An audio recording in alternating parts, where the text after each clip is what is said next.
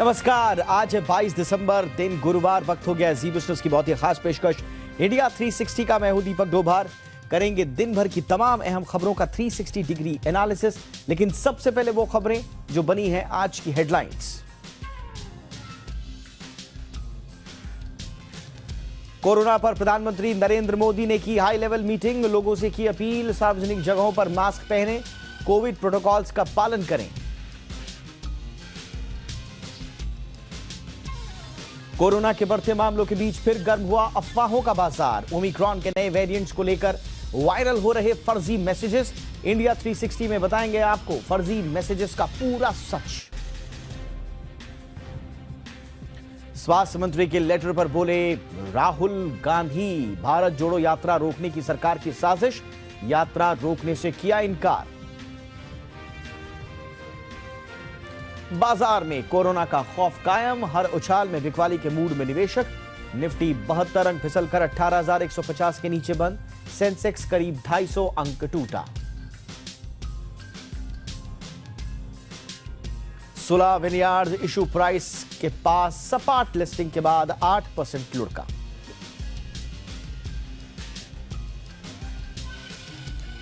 और अमेरिका दौरे पर गए ज़ेलेंस्की ने किया यूएस कांग्रेस को संबोधित, हथियारों की मदद के लिए अमेरिका को कहा शुक्रिया।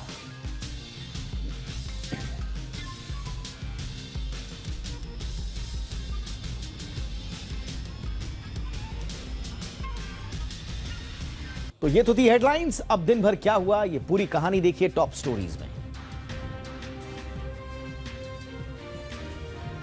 तवांग में भारतीय और चीनी सैनिकों के बीच हुई हिंसक झड़प के बाद दोनों देशों के बीच कोर कमांडर स्तर की बैठक हुई है। 20 दिसंबर को 17वीं दौर की हुई बैठक की जानकारी आज विदेश मंत्रालय ने दी है। विदेश मंत्रालय के प्रवक्ता अरिंदम बागची ने बताया कि बैठक के दौरान दोनों पक्ष पश्चिमी क्षेत्र में सुरक्षा और स्थिरता बनाए रखने पर सहमत हुए हैं। आपको बताएं कि अरुणाचल प्रदेश के तवांग सेक्टर में 9 दिसंबर को भारत और चीन की सेना के बीच हिंसक झड़प हो गई थी। इसमें दोनों तरफ के कुछ सैनिक घायल हुए थे। वहीं पंजाब बॉर्डर पर रात के समय ड्रोन आना लगातार जारी है। कल रात करीब 8 बजे बीएसएफ के जवानों ने ड्रोन घुसपैठ का पता लगाया। इसके बाद उस पर फायरिंग की गई। बीएसएफ ने बताया कि आज सुबह जवानों ने 3 ड्रोन्स बरामद किए हैं, लेकिन ड्रोन के सहारे भेजी गई मादक पदार्थ की खेप गायब थी। इसकी तलाश की जा रही है। सर्दी के मौसम में घने कोहरे का फायदा उठाकर पाकिस्तान की ओर से ड्रोन के जरिए सीमा पार से मादक पदार्थ और हथियार भेजने की लगातार कोशिशें की जाती हैं। पंजाब में भारत पाकिस्तान सीमा के पास निगरानी अब बढ़ा दी गई है। और दूसरी तरफ देश में कर्नाटक और महाराष्ट्र के बीच जारी विवाद थमने का नाम नहीं ले रहा है। कर्नाटक विधानसभा ने महाराष्ट्र के साथ सीमा मुद्दे पर प्रस्ताव पारित किया है। इसमें राज्य के हितों की रक्षा करने का संकल्प लिया गया है।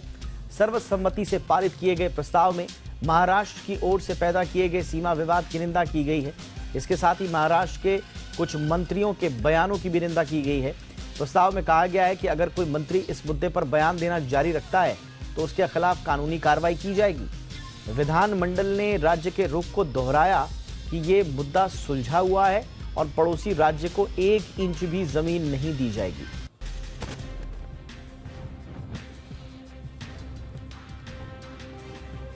मुंबई का दिशा सालियान केस फिर से खुलेगा। महाराष्ट्र के उप मुख्यमंत्री देवेंद्र फडणवीस ने दिशा केस में एसआईटी जांच के आदेश दे दिए हैं। उन्होंने अपील की है कि अगर किसी के पास इस केस से जुड़े सबूत हों तो इसे एसआईटी को दे दिया जाए।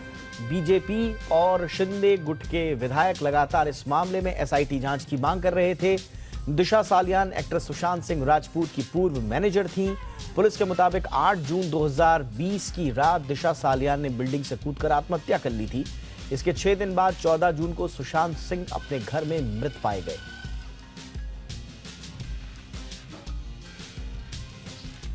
श्रद्धा वालकर हत्याकांड के आरोपी आफ्ताब पूनावाला ने आज अपनी जमानत याचिका वापस ले ली। दिल्ली की साकेत कोर्ट में आरोपी आफ्ताब के वकील की तरफ से जमानत याचिका दायर की गई थी। कोर्ट ने कहा था कि जमानत याचिका के लिए पहले आफ्ताब की सहमति जरूरी होगी। आज आफ्ताब ने वकील से बात करने के बाद अपनी जमानत याचिका को वापस ले लिया। इसके साथ ही वकील ने कोर्ट से माफी भी मांगी, जिसमें उन्होंने कहा कि आगे से मिसकम्युनिकेशन नहीं होगा। आफ्ताब पर अपनी लिव इन पार्टनर श्रद्धा की हत्या कर उसके शव के टुकड़े करने का आरोप है।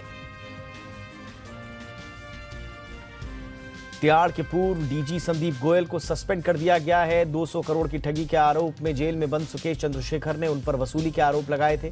जांच कमेटी रिपोर्ट में ये भी आरोप सही पाए गए। सुकेश के आरोपों को लेकर उपराज्यपाल वीके सक्सेना ने प्रधान सचिव की अध्यक्षता में 3 सदस्यों वाली हाई पावर कमेटी का गठन किया। इस कमेटी ने सुकेश से जेल में 2 बार मुलाकात की और मामले की जांच के बाद अपनी रिपोर्ट सौंपी।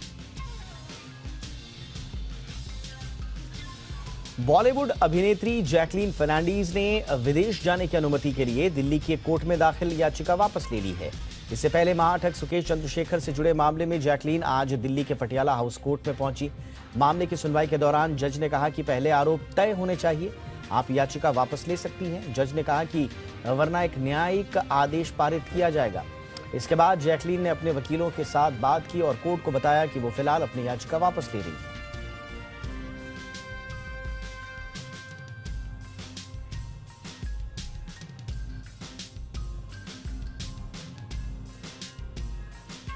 और आइए शुरू करते हैं आज की हमारी कवर स्टोरीज।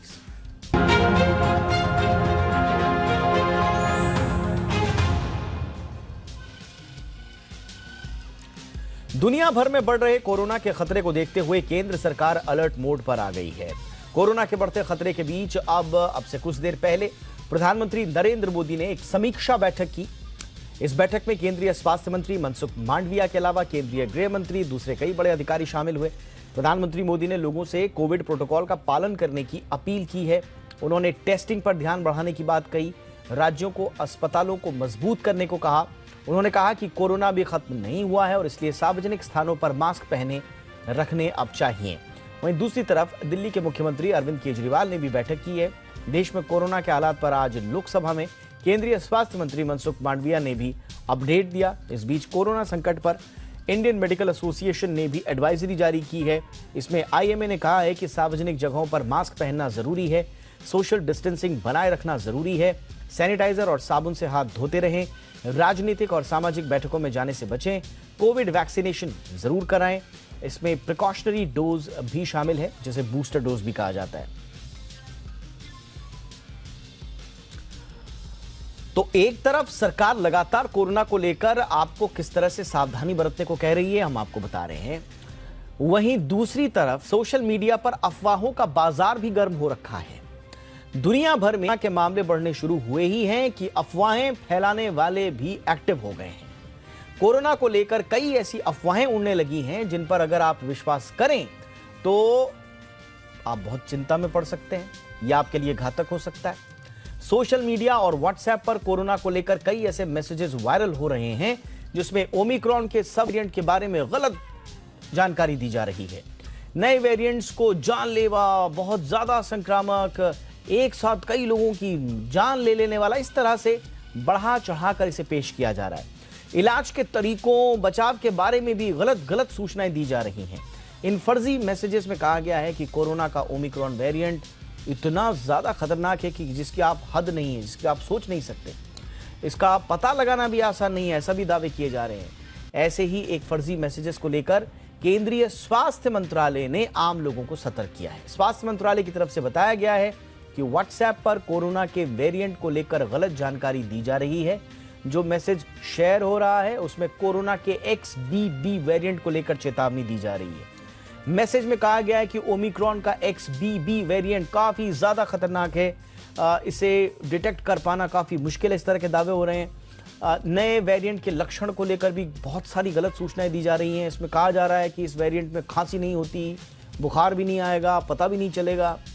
सोशल मीडिया पर यह गलत जानकारियां फैलाई जा रही हैं कि वेरिएंट डेल्टा के मुकाबले 5 गुना ज्यादा खतरनाक है और इसकी तुलना में मृत्यु दर यानी कि मोर्टेलिटी रेट भी है वो बहुत ज्यादा है। इस तरह के अफवाहें फैलाने की कोशिश की जा रही हैं।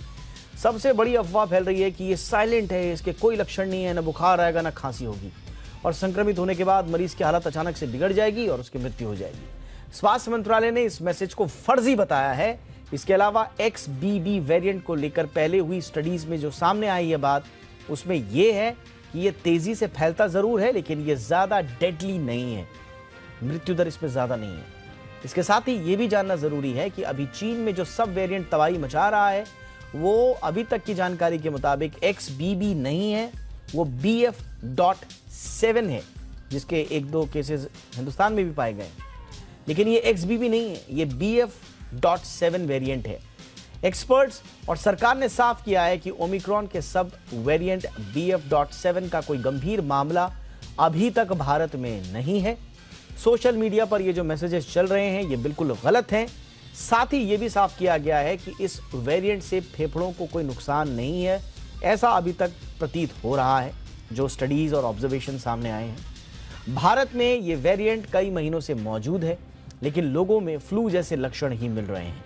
सरकार ने साफ किया है कि अफवाहों पर ध्यान न दें, कोविड नियमों का पालन करें, पैनिक नहीं मचाना है, डरना नहीं है, लेकिन सतर्क और सावधान जरूर रहना है। और इस चर्चा के साथ थोड़ा सा और इस पर रोशनी डालने के लिए इस वक्त हमारे साथ बेहद खास मेहमान जुड़ चुके हैं। एम्स में कोवैक्सीन के रिसर्चर और कम्युनिटी मेडिसिन के प्रोफेसर डॉक्टर संजय राय हमारे साथ हैं। डॉक्टर राय, बहुत बहुत स्वागत है आपका। पहले तो सर, जो इस तरह की अफवाहें आ रही हैं कोरोना को लेकर और सब वेरिएंट्स, उनके लक्षण, साइलेंट किलर, ये इस तरह की तो चल ही रही हैं। पहले तो ये जो चीन को लेकर भी जो कुछ बहुत सारी अपुष्ट हमारे पास जो वीडियोस हैं, उनको देखकर प्रथम दृष्टया तो आदमी एकदम से डर से जाता है कि कहीं हम उसी स्थिति में तो नहीं पहुंच जाएंगे जहां से बड़ी मुश्किल से हम लोग निकल पाए हैं। तो इनको लेकर आप क्या कहेंगे? ये जो चिंता जैसी चीज जो है, जो फैल गई है सोशल मीडिया पर जारी तस्वीरों के बाद। जहां तक डरने की बात है, अभी ऐसी सिचुएशन एटलीस्ट हमारी कंट्री में नहीं है कि हमें डरना चाहिए, ऐसा कोई एविडेंस नहीं है। हम हमेशा एविडेंस बेस्ड मेडिसिन की बात करते हैं। देखिए, चाइना की स्थिति दूसरी है, हमारी स्थिति दूसरी है। ठीक है, वैक्सीनेशन वहां भी हुआ है अच्छा खासा, 346 करोड़ डोज के आसपास जो WHO की रिपोर्ट है उसके अनुसार उन्होंने लगाया हुआ है। बट चाइना में जिस तरीके से कंट्रोल था 2 साल तक, इन्फेक्शन हुआ ही नहीं था। तो वहां पे एक दूसरी स्थिति है। जो भी उनकी इम्यूनिटी थी सिर्फ वैक्सीन एक्वायर्ड इम्यूनिटी थी। और जिन जिन कंट्री में वैक्सीन एक्वायर्ड इम्यूनिटी थी, चाहे चाइना हो, चाहे जापान हो, चाहे साउथ कोरिया हो, जहां वेव नहीं आए थे, सिंगापुर था, वहां पे नेचुरल इन्फेक्शन आता है। वैक्सीन का जो एडवांटेज था, सीवियरिटी एंड डेथ कम करता है, बट उसकी एक लिमिट है। हमारी कंट्री में क्या था कि सेकेंड वेव जब आया था तो इतना डिवास्टेटिंग था, बहुत से ज्यादा डेथ हुई। और ये बट आज वो हमारे लिए एक बहुत बड़ा वरदान है। और जिन जिन कंट्रीज में हो गया वहां पे जो है उनकी स्थिति काफी मजबूत है। उसके साथ साथ हमारा वैक्सीनेशन भी अच्छा खासा हो चुका है। तो दोनों को हम कंपेयर नहीं कर सकते। रही बात मृत्यु की, जिस तरीके से व्हाट्सएप यूनिवर्सिटी और ये, तो हमेशा से आपदा में अवसर लोग ढूंढते रहते हैं। और वह हो सकता है अननेसेसरली जो है, जो ये पैनिक क्रिएट करते हैं, उनका एक खास मकसद भी हो सकता है। क्योंकि मैं साइंस की सिर्फ बात कर सकता हूं। अभी की डेट तक साइंस के अनुसार ऐसा कुछ नहीं है जिसको लेकर इतनी पैनिक होने की जरूरत है।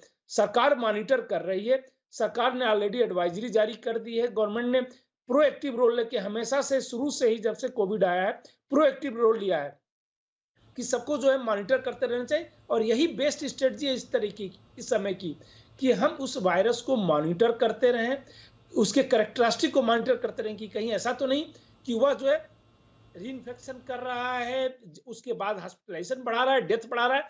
अभी तक ऐसा कोई एविडेंस नहीं है। इवन चाइना की भी बात देखें तो चाइना में कभी भी 100 से ज्यादा डेथ पर डे नहीं हो रही है, इतनी बड़ी कंट्री में। तो क्योंकि वहां भी सबको वैक्सीन लग चुका है तो डेथ इतनी नहीं हो रही है। तो ये कहना कि लेटेस्ट वेरिएंट जो है बहुत ज्यादा खतरनाक है व्हाट्सएप यूनिवर्सिटी में, इसका कोई एविडेंस नहीं है। जो अभी तक एविडेंस है वो ये दर्शाता है कि हाँ, हाईली इन्फेक्शियस है। और ये इस टाइप की वायरस में होता है कि जब न्यू वेरिएंट आते हैं तो पहले की वेरिएंट के अनुसार हाईली इन्फेक्शियस हो जाते हैं। अल्फा आया, ओरिजिनल 1 के बाद अल्फा आया, उससे ज्यादा ये था, इन्फेक्टिविटी थी उसकी। बीटा आया, उसका डेल्टा आया जो उससे ज्यादा था। उसके बाद ओमिक्रॉन आया, ओमिक्रॉन का डेल्टा से ज्यादा था। ओमिक्रॉन के ये सब लीनेज हैं जो जितने भी आ रहे हैं। तो इसलिए अभी जो है कम से कम अपनी कंट्री की अगर मैं बात करूं तो हम काफी कंफर्टेबल स्टेज में हैं। और इसलिए जो है डरने की जरूरत नहीं है, सचेत रहने की जरूरत है, मॉनिटर करने की जरूरत है, जिसके लिए गवर्नमेंट ने ऑलरेडी एडवाइजरी जारी कर दी है। जी अच्छा सर, ये जो जिसको लेकर बाकायदा सरकार ने भी इसको फेक बताया है, इसमें एक ओमिक्रॉन XBB जो सब वेरिएंट है उसकी बात की जा रही है। इसमें कहा जा रहा है कि भाई कोई फीवर नहीं आएगा आपको, कोई खांसी नहीं होगी, एक आध दो लोग होंगे जिनको थोड़ा बहुत जॉइंट पेन हो जाएगा, हेडेक हो जाएगा, थोड़ा सा अपर बैक और नेक पे जो है आपका पेन हो जाएगा, लेकिन बाकी सब एकदम से सबकी मृत्यु हो जाएगी। तो इस तरह के जो मैसेजेस हैं, स्वाभाविक रूप से इनको एंटरटेन तो नहीं करना चाहिए, लेकिन फिर भी क्या कहेंगे जो लोग इन मैसेजेस को भी कभी कभी सीरियसली ले लेते हैं।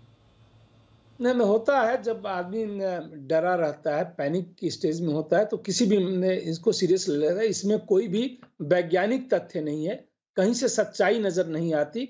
ये सब जो है मनगढ़ंत लगते हैं। और वही जैसा मैंने कहा कि हो सकता है आपदा में औसत ढूंढने जैसी बात ही हो रही हो, क्योंकि अभी तक कोई एविडेंस नहीं है कि सीवियरिटी बढ़ गई है। देखिए, ये पहले जैसी स्थिति नहीं रही। पूरी दुनिया की मैं बात करूं, अब हमारे पास या तो दुनिया में कुछ देश में वैक्सीन से एसोसिएटेड इम्यूनिटी है, या कुछ देश में इन्फेक्शन से, या कुछ देश में दोनों को मिला के है। तो ये नहीं है कि एंटायर पॉपुलेशन ससेप्टेबल है।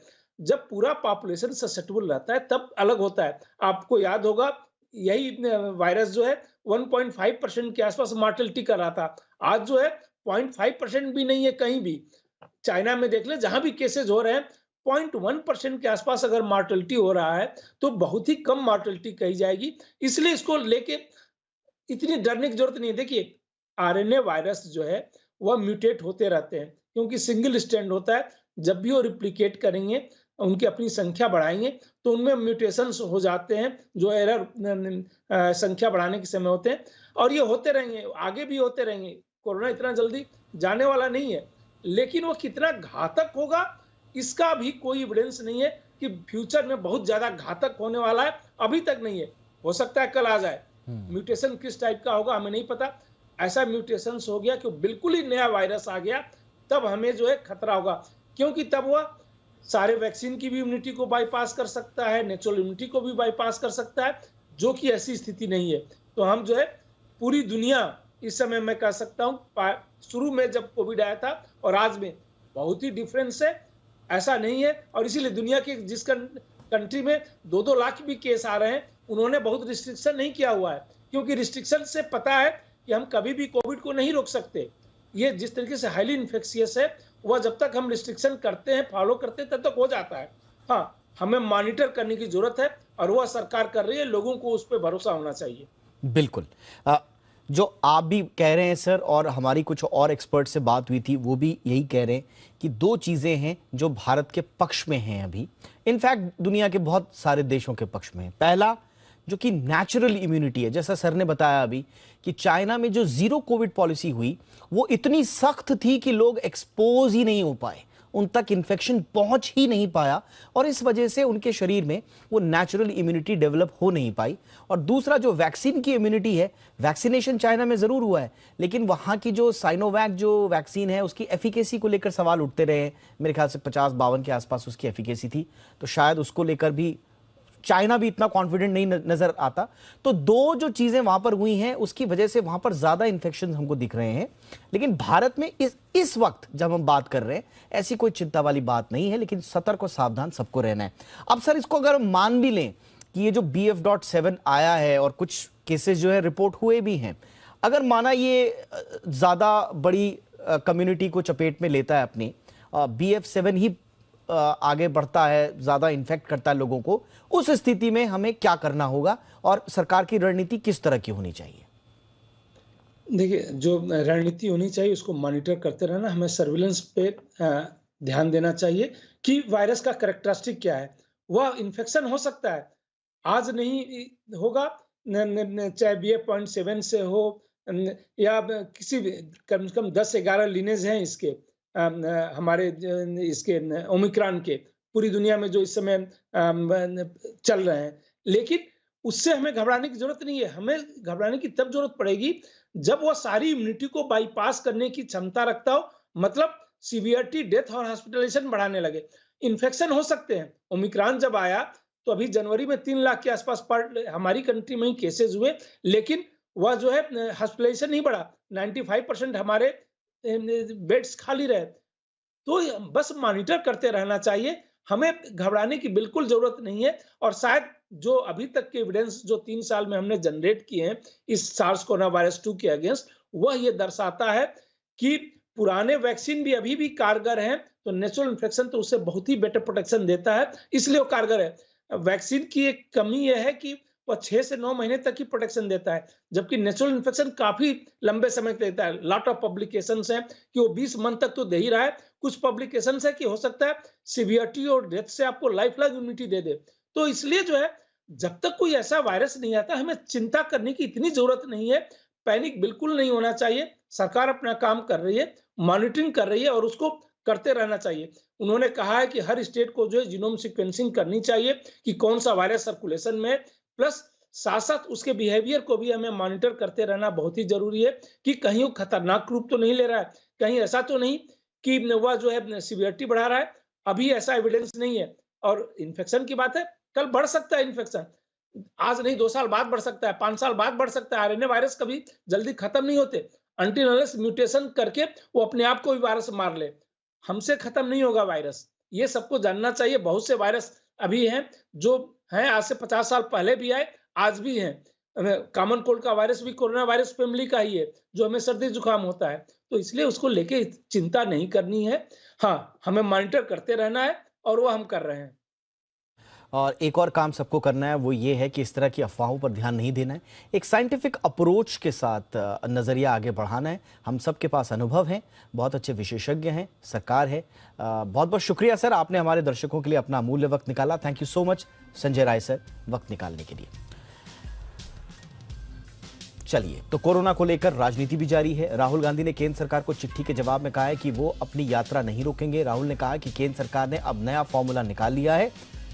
मुझे चिट्ठी लिखी है कि मास्क लगाओ, कोविड फैल रहा है, ये सब यात्रा रोकने के हथकंडे हैं। हिंदुस्तान की सच्चाई से ये लोग डर गए हैं। हमारी यात्रा कश्मीर तक जाएगी, ये राहुल गांधी कह रहे हैं। केंद्रीय स्वास्थ्य मंत्री मनसुख मांडविया ने 20 दिसंबर को राहुल गांधी को एक चिट्ठी लिखी थी। उन्होंने राहुल से यात्रा रोकने की अपील की थी। अब देखिए, अब यात्रा को रोकने के लिए बहाने बन रहे हैं। मास्क पहनो, यात्रा बंद करो, कोविड फैल रहा है, सब बहाने हैं। हिंदुस्तान की शक्ति से, हिंदुस्तान की सच्चाई से ये लोग डर गए हैं। ये सच्चाई। कोरोना के मोर्चे पर भारत में अभी काफी हद तक स्थिति काबू में है, जैसा कि हम चर्चा भी कर रहे हैं। लेकिन दुनिया के कई देशों में कोरोना के मामले लगातार बढ़ते नजर आ रहे हैं।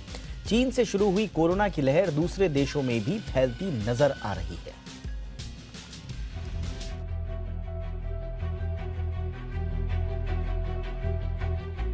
जहां कोरोना का पहला मरीज मिला था, अब उसी देश की वजह से एक बार फिर महामारी का खतरा पूरी दुनिया पर मंडरा रहा है।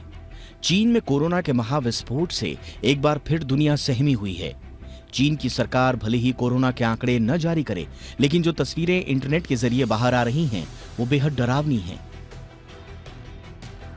ये वीडियो चीन के एक अस्पताल का है, जो सोशल मीडिया पर वायरल हो रहा है। एक पिता अपने बच्चे के इलाज के लिए जमीन पर घुटनों के बल बैठकर गिड़गिड़ा रहा है। उसके बच्चे को तेज बुखार है। अब आपको जो वीडियो हम दिखाने जा रहे हैं, उससे पता चलता है कि चीन में फैला कोरोना कितना घातक साबित हो रहा है। 20 दिसंबर का ये वीडियो चीन की पत्रकार जेनिफर जेंग ने सोशल मीडिया पर शेयर किया है। बीजिंग का ये वीडियो चाइना जापान फ्रेंडशिप अस्पताल का है। अस्पताल के कॉरिडोर में पीले पॉलिथीन में शवों को पैक करके रखा गया है। चीन में कोरोना से हालात कितने बुरे हो चुके हैं, उसका अंदाजा इसी बात से लगाया जा सकता है कि यहाँ पर बुखार की दवाई की भी कमी हो गई है। जियांगसू प्रांत के नानजिंग शहर में बुखार की टैबलेट खरीदने पर लिमिट लगा दी गई है। एक व्यक्ति एक बार में बुखार की सिर्फ 6 टैबलेट ही खरीद सकता है। इस बीच अमेरिका ने चीन को वैक्सीन से मदद देने का ऑफर किया है, लेकिन चीन ने अमेरिका का ऑफर ठुकरा दिया है। The United States joins the rest of the world in hoping to see the PRC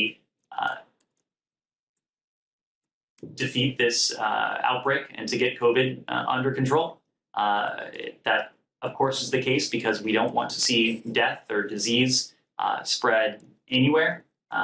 We also know that whenever the virus is spreading anywhere widely in an uncontrolled fashion, it has the potential for variants to emerge We've already seen firsthand the cost of variants that have mutated and that have spread around the world. But third, we also note that what happens in China does have implications for the global economy. ऐसा नहीं है कि चिंता सिर्फ चीन को लेकर है। कोरोना दुनिया के दूसरे देशों में भी सिर उठा रहा है। एक हफ्ते में दुनिया में कोरोना के 35 लाख नए मामले सामने आ चुके हैं। चीन और दुनिया भर में बढ़ रहे कोरोना के मामलों को लेकर WHO भी सतर्क है। उसने जहां चीन में कोरोना बढ़ने के पीछे की कई वजहें गिनाई हैं, तो वहीं वैक्सीनेशन बढ़ाने पर भी जोर दिया है। There's a lot of reasons for this surge that we're seeing in China, but also elsewhere. So, as you know, some of the restrictions around the world, a lot of the restrictions around the world have been eased, and Omicron, the latest variant of concern, is the most transmissible variant we have seen so far, including all the subvariants that are in circulation, more than 500 of them.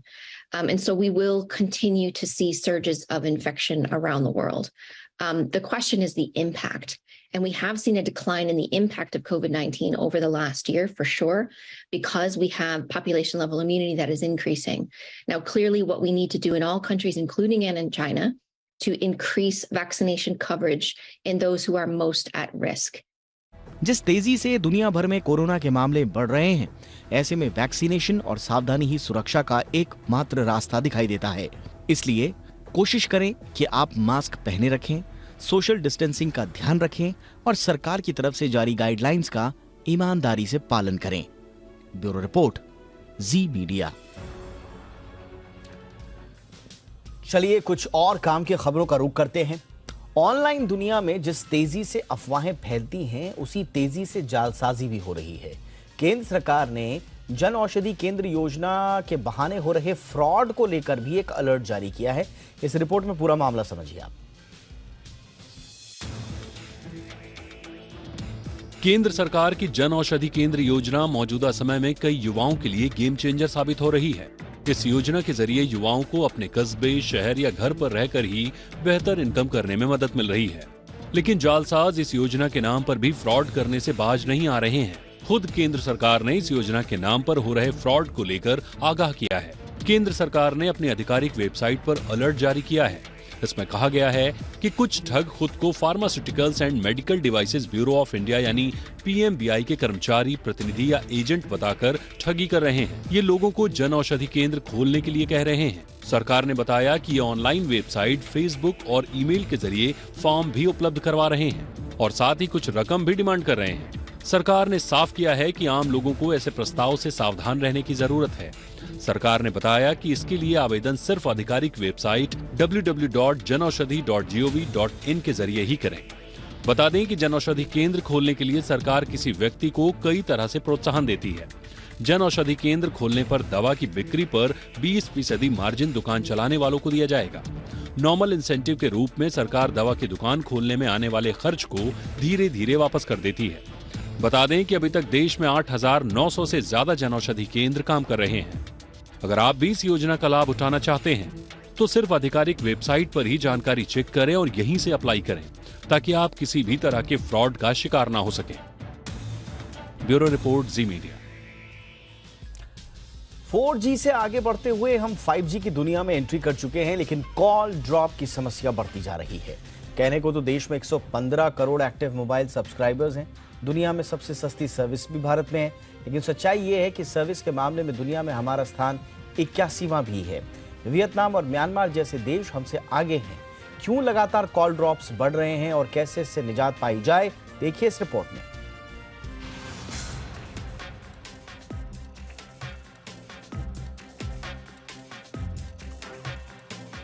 Telecom sector advance technology पर based होता जा रहा है। Network 2G से 3G और 3G से 4G पर shift हो चुका है।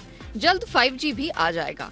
मगर कॉल ड्रॉप एक ऐसी चीज है जो टेलीकॉम सर्विस शुरू होने के वक्त से अब तक कायम है। अलबत्ता हालात बिगड़ते ही जा रहे हैं। 5G से इंटरनेट कनेक्टिविटी फर्राटेदार हो जाएगी, लेकिन क्या कॉल ड्रॉप की समस्या पूरी तरह से खत्म हो पाएगी? ये सवाल इसलिए उठ रहे हैं क्योंकि सरकार ने मोबाइल सर्विस प्रोवाइडर्स कंपनियों को सर्विस सुधारने की सीधी और सपाट नसीहत दी है। सरकार ने मोबाइल ऑपरेटर्स से कहा है कि वो कॉल ड्रॉप जैसी समस्याओं को कम करने पर जोर दें और खास तौर पर ऐसे सर्कल में खास ध्यान दें जहां 5G की शुरुआत हो चुकी है या फिर जल्द शुरुआत होने वाली है। सरकार ने साफ किया है कि टेलीकॉम ऑपरेटर्स अपने ग्राहकों को जो सर्विस दे रही है वह तय मानकों के मुताबिक नहीं है। सरकार ने इसके लिए टेलीकॉम रेगुलेटर ट्राई को भी मामले में चिट्ठी लिखी है और कहा है कि वो टेलीकॉम कंपनियों के साथ मिलकर इस समस्या का हल निकाले। हाल के दिनों में देश में कॉल ड्रॉप की समस्या बढ़ी है। दरअसल देश में मोबाइल यूजर्स का जितना बड़ा बेस है उस लिहाज से इंफ्रास्ट्रक्चर बेस नहीं है। इसके चलते कॉल ड्रॉप की समस्या बनी हुई है।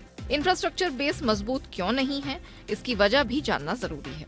दरअसल प्राइस वॉर के चलते कंपनियां टैरिफ रेट नहीं बढ़ा सकी। दुनिया में सबसे सस्ती सर्विस भारत में है। नतीजा ये है कि टेलीकॉम कंपनियों को अपने पुराने निवेश को निकालने में ही मशक्कत करनी पड़ रही है। वे इंफ्रास्ट्रक्चर को एडवांस नहीं कर पा रही हैं। कॉल ड्रॉप को आमतौर पर 4 हिस्सों में बांटा जा सकता है। कई बार मोबाइल हैंडसेट और बैटरी के ड्रेन आउट होने से कॉल ड्रॉप होता है। दूसरा कारण ये होता है कि कई बार लिफ्ट या बेसमेंट में होने के चलते भी कॉल ड्रॉप हो जाती है। तीसरी वजह में खराब मौसम होने से नेटवर्क में बाधा पहुंचती है।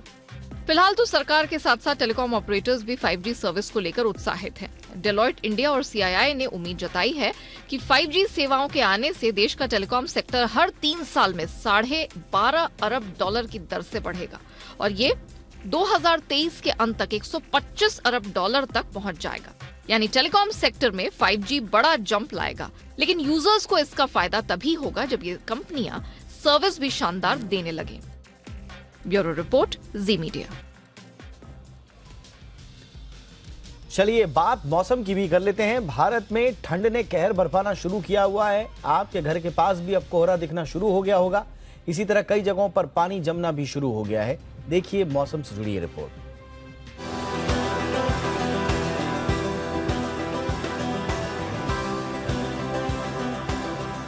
दिसंबर का महीना खत्म होते होते भारत में तापमान गिरने लगा है। कश्मीर, हिमाचल और उत्तराखंड समेत कई जगहों पर कंपकपाती ठंड के साथ अब मौसम का मिजाज बदलने लगा है।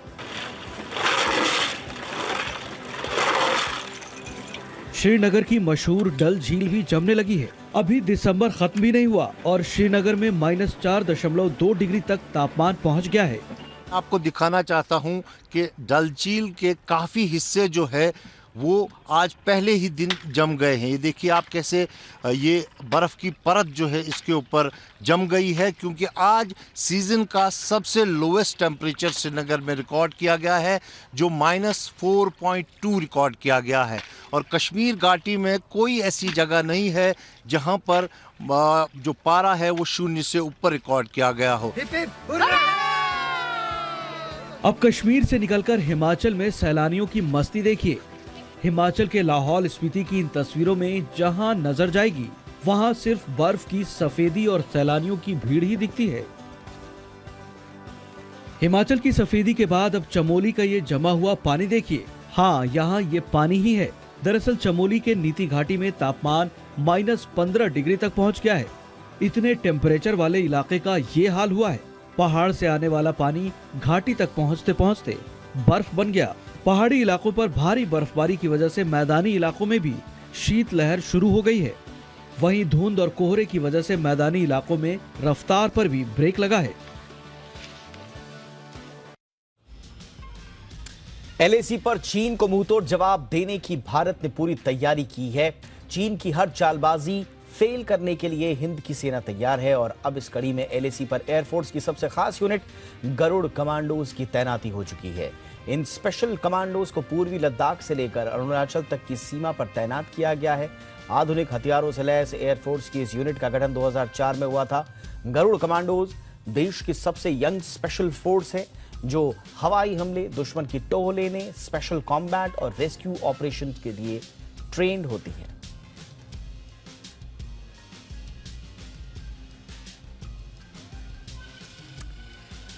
बाद बाजार की लगातार तीसरे कारोबारी सत्र में शेयर बाजार गिरावट के साथ बंद हुआ है। आज सेंसेक्स 241 अंकों की गिरावट के साथ 60,826 पर और निफ्टी 71 अंकों की गिरावट के साथ 18,127 के स्तर पर बंद हुआ है। आज की गिरावट में ऑटो मेटल्स, PSU बैंक और रियल्टी इंडेक्स का बड़ा योगदान रहा। हालांकि अल्ट्राटेक सीमेंट, एशियन पेंट्स और इन्फोसिस जैसे शेयरों में तेजी दिखी। और मार्केट में आज का पूरा एक्शन बता रही हैं नुपुर। बिल्कुल सही कहा आपने। आज मार्केट में काफ़ी ज़्यादा वॉलेटिलिटी थी, काफ़ी ज़्यादा उतार चढ़ाव आज हमने देखा। मजबूत ग्लोबल संकेत के बावजूद आज हमने देखा कि काफ़ी ज़्यादा बिकवाली हमारे बाज़ारों में नजर आई। हालांकि शुरुआती जो सत्र था वो काफ़ी मजबूत ओपन हुआ था, लेकिन दिन के दौरान हमने 18,100 का लेवल भी ब्रेक किया। हालांकि जो आखिरी का आधा घंटा था वहाँ पे हमने देखा कि थोड़ी रिकवरी आती दिखी और करीबन 80-85 पॉइंट नीचे निफ्टी आज बंद होता नजर आया। निफ्टी बैंक की भी बात करें तो 200-250 पॉइंट की गिरावट आपको वहाँ भी नजर आएगी। तो आज ऐसा था कि सारे के सारे इंडिसेस आज सिर्फ लाल निशान में थे। हर तरफ आज आपको बिकवाली ही नजर आएगी। हालांकि कुछ स्टॉक्स थे फार्मा के जहाँ पे चुनिंदा स्टॉक्स थे फार्मा के जहाँ पे आज आपको थोड़ी खरीदारी नजर आ रही थी, जो हरे निशान में थे। बाकी सारे इंडेक्स आज सिर्फ बिकवाली की तरफ थे, जहाँ पे सिर्फ लाल कलर आपको नजर आया दिन के दौरान। अगर हम बात करें तो इनफैक्ट इंडिया विक्स एक ऐसा इंडिकेटर था जहाँ पे आपको आज हरा निशान दिखाया, करीबन 2% का वहाँ पे उछाल था। लेकिन उसके अलावा सारे के सारे सेक्टर, सारे के सारे स्टॉक्स में दबाव था। स्टॉक स्पेसिफिक एक्शन हालांकि हमने आज के ट्रेडिंग सेशन में देखा। लूजर्स की बात कर लेते हैं क्योंकि आज उसके लिए सबसे ज़्यादा बड़ी है।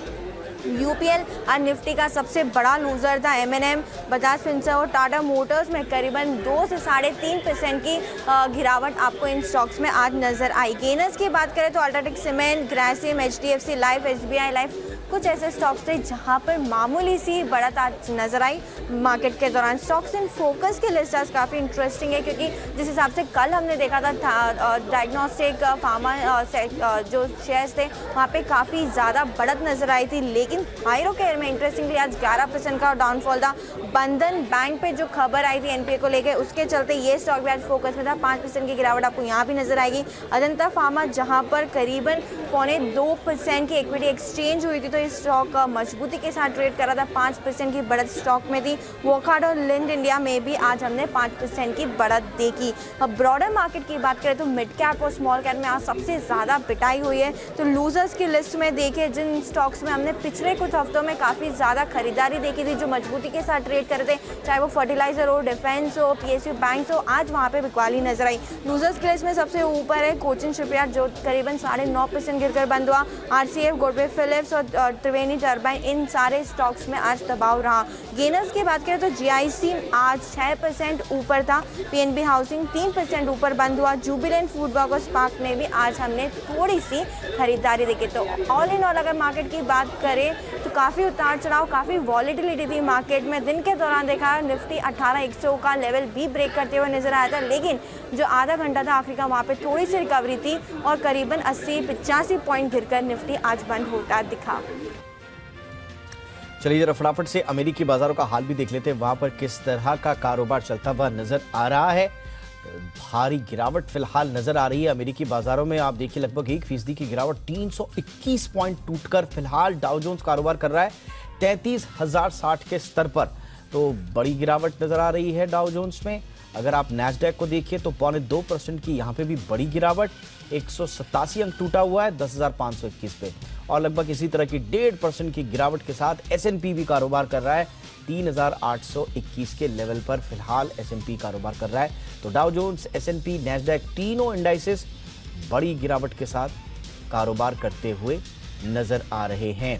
और मार्केट में कल कहाँ एक्शन देखने को मिल सकता है, थोड़ा ये समझने के लिए हमारे साथ प्रॉफिट मार्ट सिक्योरिटीज के डायरेक्टर अविनाश गोरक्षकर जुड़ चुके हैं।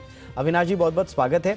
सर कल की स्ट्रैटेजी से पहले थोड़ा मैं आपका रिएक्शन अमेरिकी बाजार जो टूटे हुए हैं इस वक्त उस पर लेना चाहूँगा। हालांकि अभी तो शुरुआत ही हुई है वहाँ पर, लेकिन कुछ संकेत तो नहीं है हमारे लिए यहाँ से सर? देखिए मुझे लग रहा है कि यूएस मार्केट्स में अगर आज थोड़ा सा बिकवाली का डेवलप दिखता है तो मेरे ख्याल से सबसे जो अफेक्टेड सेक्टर रहेगा वो आईटी रहेगा। मेरे ख्याल से आईटी कंपनीज में हो सकता है कि कल थोड़ी सी आपको कमजोरी देखने को मिले। रही बात मार्केट का व्यू लेके, मुझे लग रहा है कि देखिए आज का दिन और कल का दिन में कोविड के रिपोर्ट आए हैं, उसी से मार्केट में थोड़ा सा पैनिक का माहौल हो चुका है।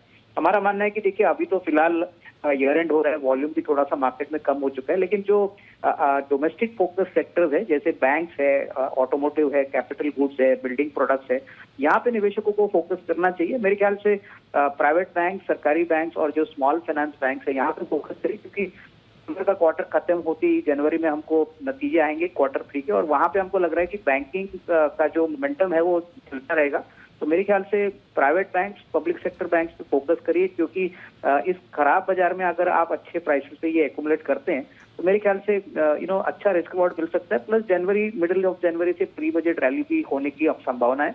तो मोटा मोटी आई थिंक स्टॉक स्पेसिफिक रही है। इंडेक्स हो सकता है कि आने वाले दिनों में थोड़ा सा वोलेटाइल हो, बट स्टॉक स्पेसिफिक एक्टिविटी अगर कोई करता है तो यहाँ पे निवेश की काफी मौके हैं।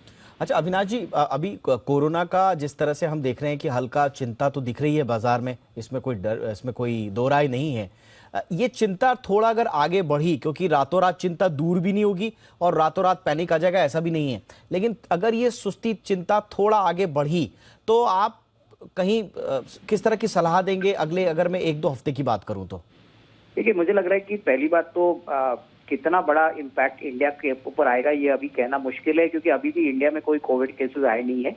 लेकिन इस बार कोविड के केसेस अगर आते भी है तो हमारा जो वैक्सीनेशन का जो प्रोग्राम है वो बहुत अच्छी तरह से चला है, बूस्टर डोज भी लोगों ने लिया है। तो नॉर्मली क्या होता है कि जब पहली बार कोविड हुआ था तभी लोग थोड़े से पैनिक में आए थे। अभी इस बार मुझे लगता नहीं है कि कोई भारी बिकवाली आएगी। हाँ, हो सकता है कि 18,000 का लेवल अगर टूटता है कोविड के कारण, थोड़े और रिपोर्ट्स के कारण, तो 17,800 17,900 के लिए मार्केट में पार्टिसिपेंट्स को तैयार होना चाहिए। बट पूरी तरह से पैनिक कोई करेगा ऐसा लग नहीं रहा है, क्योंकि मेरे ख्याल से मेंटली अभी लोगों को तैयारी है कि अभी तो वैक्सीन आ चुका है, तैयारी हो चुकी है।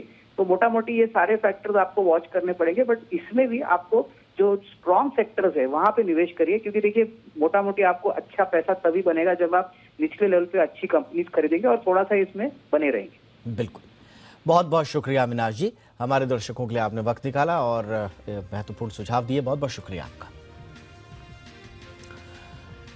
एनएसई के MD and CEO Ashish Chauhan ने सुझाव दिया है कि बाजार को अब ज्यादा देर तक खोले रखने के बारे में सोचा जाना चाहिए। जी बिजनेस ने इसी मामले पर ब्रोकर्स की राय जानने की कोशिश की थी।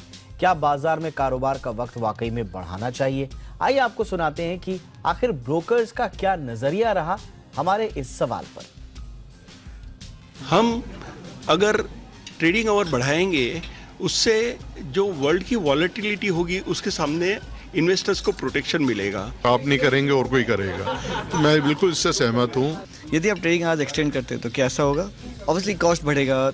इन्वेस्टर्स या जो प्रोफेशनल ट्रेडर्स हैं जो बाजार में काम करते हैं, they have to be longer on the market. क्या बाजार में रुचि थोड़ी कम होगी? द रियल करेंसी मार्केट का जो एक्शन है वो अमेरिकन मार्केट्स खुलने के बाद शुरू होता है।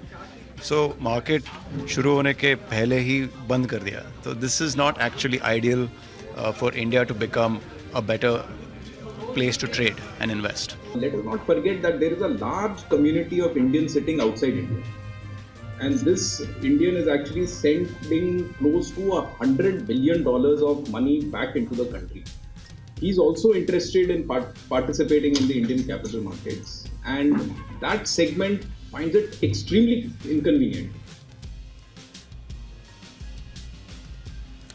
जी बिजनेस ने सेबी चेयरमैन माधवी पुरी बुच से भी इस मामले पर, इस मुद्दे पर उनकी राय जानने की कोशिश की। उनका कहना था कि रेगुलेटर की तरफ से पहले ही इसकी इजाजत है, अब फैसला एक्सचेंजेस को करना है। आई थिंक मुझे कोई याद दिलाएं कि हमने फ्रीडम दी थी स्टॉक एक्सचेंजेस को सर, काफ़ी महीने हो गए उनको दी थी हमने फ्रीडम कि आपको बढ़ाना तो आप बढ़ाइए। हमारी कोई रिस्ट्रिक्शन नहीं है, हमने फैसिलिटेट किया है। Is that right? यस, मैंने exchanges can take their view. शराब बनाने वाली दिग्गज कंपनी सुला विनयार्ड्स की बाजार में कमजोर एंट्री हुई है। कंपनी का शेयर बीएसई पर 358 रुपए के भाव पर लिस्ट हुआ, जबकि आईपीओ में अपर प्राइस बैंड 357 रुपए था। इस इशू को निवेशकों की ओर से भी ठीक ठाक रिस्पांस मिला था, लेकिन बाजार में जो वॉलेटिलिटी है, उठापटक है, इसमें शेयर बाजार में लिस्टिंग पर असर पड़ा और यह आईपीओ पूरी तरह से ऑफर फॉर सेल पर बेस था। कमजोर लिस्टिंग के बाद शेयरों में और बिकवाली हुई और यह करीब 8% तक लुढ़क गया।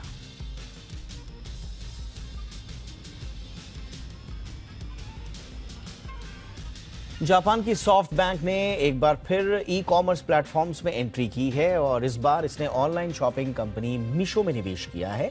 दरअसल मीशो के ऑर्डर बुक में 100% का उछाल देखने को मिल रहा है। कंपनी को इस साल 91 करोड़ और ऑर्डर डिलीवर किए गए हैं। मुंबई से मिर्जापुर तक कंपनी के सेलर उपलब्ध हैं। कंपनी के कारोबार में साल दर साल 135% की ग्रोथ हुई है। भारत में मीशो ने अमेजॉन को भी पीछे छोड़ दिया है। आप सुनकर शायद चौंक जाए कि मीशो को प्रति मिनट 148 साड़ियां, 93,000 टी शर्ट, 51,000 ईयरफोन्स और 21,000 लिपस्टिक के ऑर्डर आ रहे हैं। इलॉन मस्क ट्विटर को चलाने के लिए सही व्यक्ति नहीं है, ऐसा ब्लूमबर्ग की रिपोर्ट में कहा गया है। दोनों कंपनियों के निवेशकों ने कहा है कि इलॉन मस्क के ट्विटर को खरीदने और उसे चलाने की कोशिश से टेस्ला के ब्रांड को नुकसान हुआ है। ऐसे में अब मस्क को टेस्ला की इमेज ठीक करने पर अपना फोकस करना चाहिए। गेरबर कावासाकी वेल्थ मैनेजमेंट के प्रमुख रॉस गेरबर ने ब्लूमबर्ग टीवी को कहा कि मस्क को ट्विटर को चलाने की जगह किसी टेक्नो सीईओ को नियुक्त कर देना चाहिए। गेरबर कावासाकी वेल्थ मैनेजमेंट के पास टेस्ला के 3 लाख शेयर हैं, लेकिन टेस्ला में लगातार गिरावट देखी जा रही है और इसी के चलते उनका विश्वास कम होता नजर आ रहा है। एप्पल भारत में अपने फोन मैन्युफैक्चरिंग के काम को बढ़ावा देने की कोशिश में है। हाल ही में कंपनी ने सप्लायर्स ने जमीन के लिए एक प्रस्ताव रखा है।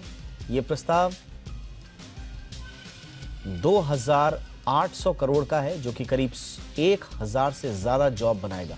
कंपनी का प्रोजेक्ट 5 एकड़ में फैला हुआ होगा इस जमीन पर और कंपनी का सपना है कि 40 से 45% आईफोन का प्रोडक्शन इंडिया में ही वो करना चाहती है। ऐसा लक्ष्य रखा गया है।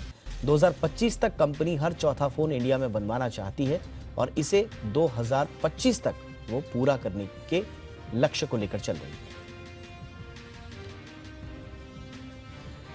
नेटफ्लिक्स से जुड़ी एक खबर सामने आई है। भारत में नेटफ्लिक्स के सब्सक्राइबर्स बेस में काफी बढ़ोतरी नजर आई है। कंपनी ने अपनी मंथली प्लान में प्राइस कट किया था, जिसके चलते नेटफ्लिक्स के सब्सक्राइबर बढ़े हैं। कंपनी ने अपने प्लान में करीब 18 से 60% की कटौती की थी।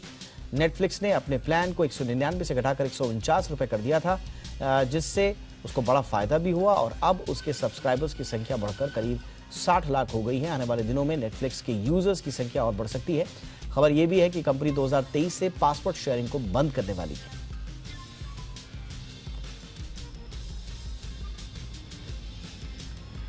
अमेरिका और कनाडा में बर्फबारी से लोगों की मुसीबतें बढ़ गई हैं। वॉशिंगटन और वैंकूवर में लोग घरों में कैद होने को मजबूर हैं। देखिए रिपोर्ट।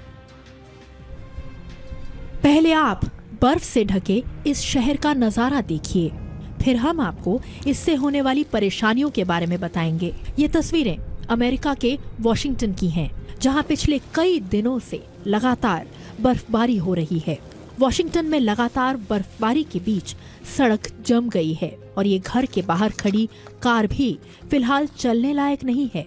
घर पर बैठकर बर्फ के असर को शायद आप और हम महसूस न कर पाएं, लेकिन अमेरिका के लोगों के लिए ये साल की मुश्किल का वक्त है। बर्फबारी के साथ साथ तेज हवाओं ने भी मुश्किलें बढ़ा दी हैं। हवाई यात्रियों के लिए भी मुश्किलें बढ़ती नजर आ रही हैं। सिएटल शहर में 135 फ्लाइट्स देरी से चल रही हैं, तो वहीं 191 फ्लाइट्स रद्द कर दी गई हैं। प्रशासन की ओर से बर्फ से निपटने के लिए जरूरी कदम उठाए जा रहे हैं। तो फिलहाल दुनिया में बर्फबारी अपने साथ 1000 मुश्किलें लेकर आ रही है। अब आपको ले चलते हैं कनाडा की ओर, जहां बर्फीले तूफान की वजह से अमेरिका सा हाल हो गया है। ये तस्वीरें हैं कनाडा के वैंकूवर शहर की, जहां कई दिनों से लगातार बर्फबारी हो रही है। बर्फबारी की ये तस्वीरें देखने में जितनी खूबसूरत हो, उतना ही यहाँ के स्थानीय लोगों के लिए परेशानी का सबब बन चुकी हैं। वैंकूवर में लगातार बर्फबारी का हवाई यात्रा पर बड़ा असर पड़ा है। अब तक तकरीबन 200 फ्लाइट्स रद्द हो चुकी हैं। ब्रिटिश कोलंबिया में तापमान -25 डिग्री सेल्सियस तक जा चुका है। मौसम विभाग ने स्थानीय लोगों के लिए भी एडवाइजरी जारी की है। कनाडा की नेशनल वेदर सर्विस के मुताबिक आने वाले दिनों में भी बर्फीले तूफान की संभावना बनी रहेगी। आगे भी हवाई उड़ानें रद्द होने की उम्मीद है। ब्यूरो रिपोर्ट, जी मीडिया। यूक्रेन के राष्ट्रपति ज़ेलेंस्की रूस से युद्ध शुरू होने के बाद पहली विदेश यात्रा पर अमेरिका पहुंचे, जहां वे अमेरिकी राष्ट्रपति जो बाइडेन से मिले। इस बीच बाइडेन प्रशासन ने यूक्रेन को 1.85 अरब अमेरिकी डॉलर की सैन्य सहायता देने का ऐलान किया। इस मदद में पैट्रियट मिसाइल बैटरी के लिए पैसा मुहैया कराना भी शामिल है। Patriot air defence battery system package में high mobility artillery rocket system, 30 mortar system, 6 बख्तरबंद ट्रक्स के अलावा high speed anti radiation missile, 2700 से ज्यादा ग्रेनेड लॉन्चर जैसे हथियार शामिल हैं।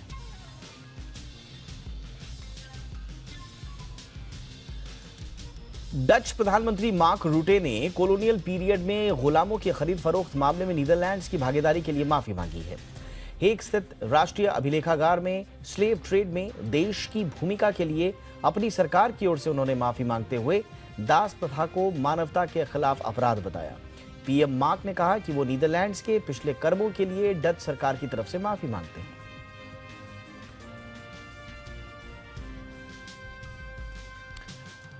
बात खेल की। भारत और बांग्लादेश के बीच टेस्ट सीरीज का दूसरा मुकाबला ढाका में खेला जा रहा है। पहले दिन का खेल खत्म हो चुका है। बांग्लादेश ने टॉस जीतकर पहले बल्लेबाजी करते हुए 10 विकेट के नुकसान पर 227 रन बनाए।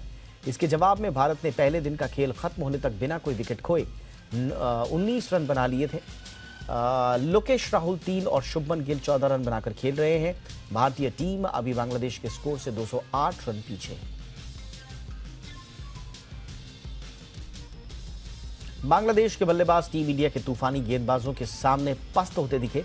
तेज गेंदबाज उमेश यादव और स्पिनर रविचंद्रन अश्विन ने शानदार गेंदबाजी की।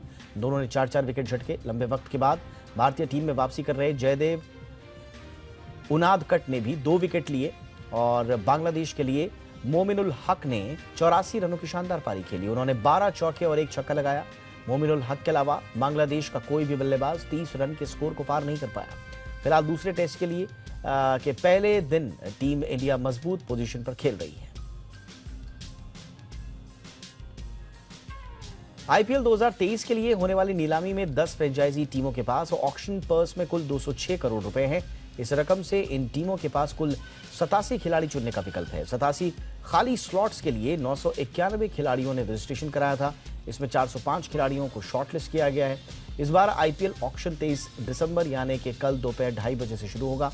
नीलामी केरल के कोच्चि शहर में आयोजित की जाएगी।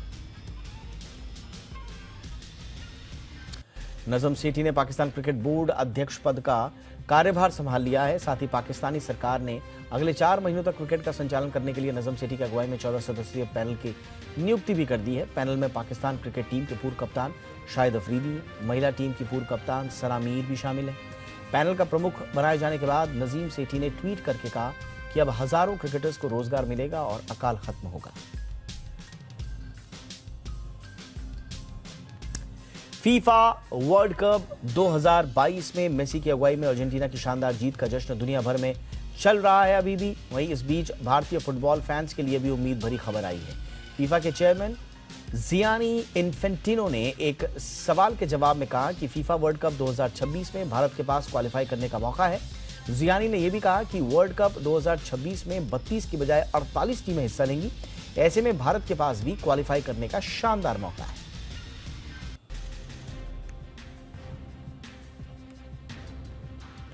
इंडिया 360 में आज बस इतना ही। इजाजत दीजिए और #ZIndia360 पर कोई राय, कोई सुझाव हो तो जरूर भेजिएगा।